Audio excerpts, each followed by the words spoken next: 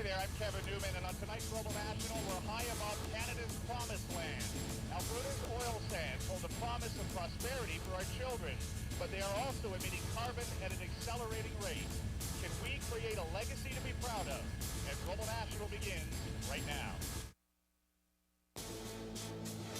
Tonight on Global National. Alberta's oil boom driving Canada's economy full steam ahead.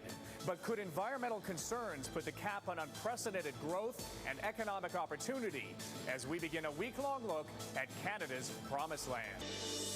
Canada's most watched national newscast. From Fort McMurray, here's Kevin Newman. Hello and welcome to Ground Zero in one of the most important changes to this country in recent history. Fort McMurray is at the center of a remarkable multi-billion-dollar oil boom, an industry now so powerful its impact is being felt on politics, culture, immigration, and of course the fight over global warming. Hi there, I'm Kevin Newman, and welcome to the Oil Sands Discovery Center in Fort McMurray. This is a showcase for an industry where everything is big: the money, the opportunity, and of course the equipment. I'm standing in front of a massive dump truck that can carry tons of valuable oil-saturated sand in a single scoop. And tonight, we are digging deep on the many important issues behind what goes into your gas tank. And there's also a lot of news to go with it. 2 weeks from tonight, we will learn how the Harper government plans to handle the conflict between encouraging development of Fort McMurray's oil sands, which are also one of Canada's largest single sources of greenhouse gases. The big oil sand projects are located in northern Alberta, just outside of Fort McMurray. It's a huge area, so we decided the best way to see it was from the air. You are looking at land which may contain a century of oil, a deposit to rival the reserves of Saudi Arabia. The problem is it's buried and surrounded by sand and rock, and this time of year, a whole lot of snow. If you can get to it, this is what it looks like. It's kind of like a combination of putty and coffee grinds with the smell of oil. The trick is extracting the oil from the sand. That's why they call it Alberta's oil sands. Now, to get the oil out, you need to use a lot of water and a lot of natural gas to heat the water to create steam. That steam is then injected into the muck, which helps the sand sink and the oil rise to the surface.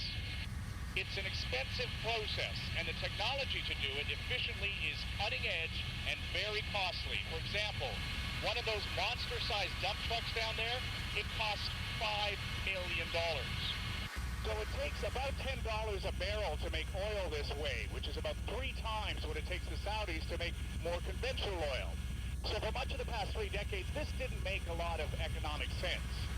But then look what happened. In 2003, you could sell a barrel of oil for $30 US. That price has been going up with each year. Now that $10 a barrel cost comes with a whole lot more profit. So suddenly the oil sands, which Canada has 81% of the world's known reserves of, are a viable source of oil, which has energy-hungry North Americans paying attention, particularly the U.S. Energy Department, which is concerned about the stability of some of America's other oil suppliers. Other countries throughout the Middle East, or even in Latin America, sometimes have geopolitical reasons not to want to do business with the United States. So we do look to Canada as a friend to provide us with the energy that we need, and we want to be a good buyer. Already, the oil sands are supplying 1 million barrels of oil a day, years ahead of projections. And this is only the beginning. By 2015, it's estimated more than 2.5 million barrels will be coming from here, and by 2030, 5 million. By way of comparison, Saudi Arabia produces an average of 10 million barrels a day today. So all Canadians stand to make billions of dollars in royalties. But at what cost? The technology used to get the oil out of the sand is responsible for the majority of the increase in greenhouse gases Canada's responsible for. So when politicians talk about not reaching the Kyoto targets, this development is a major reason why.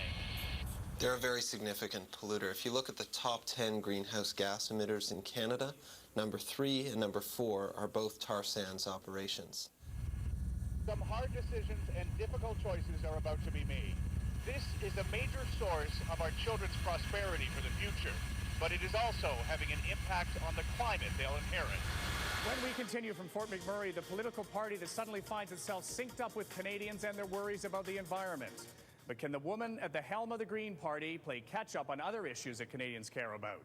As our coverage from Alberta's oil country continues.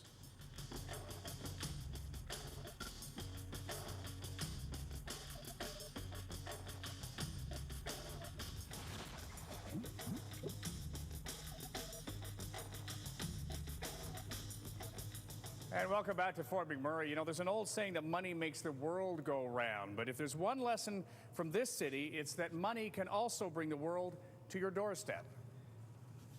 At minus 20 degrees outside and at 65 degrees above the equator, this is one of the most northern Islamic mosques in the world. It's a very welcoming community. We've been here for years and years, and we have seen nothing but welcome from other members of the community. Fort McMurray may be an Alberta boomtown filled with pickup trucks, but it is also a boom that has attracted religions and cultures from more than 70 countries, making it one of the most diverse communities of its size in Canada. Oh, the needle milk?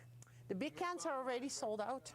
We just have the little ones left. Many immigrants, like Douglas Valey, who worked in the oil industry in Venezuela, came here for a job in the oil sands and a better life. Well, I knew it was a big change for us, but the current political situation in my country is not so good.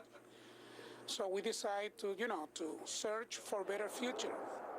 Oil sands companies are actively recruiting skilled immigrants. One of the reasons each week newcomers from every corner of the world arrive to make this boomtown their new hometown.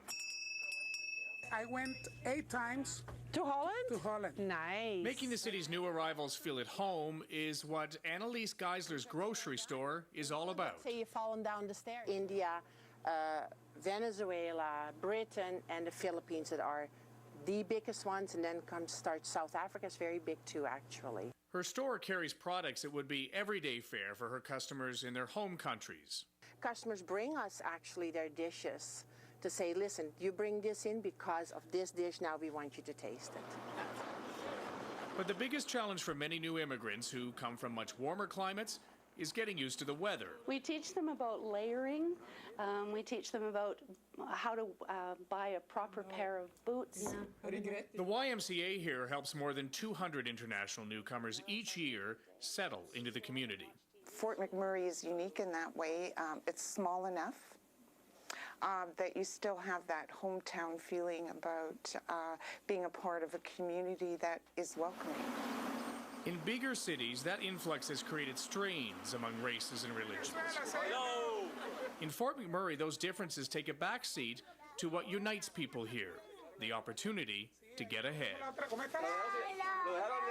And we will be continuing our reporting from Alberta all this week. That's Global National for Monday. I'm Kevin Newman.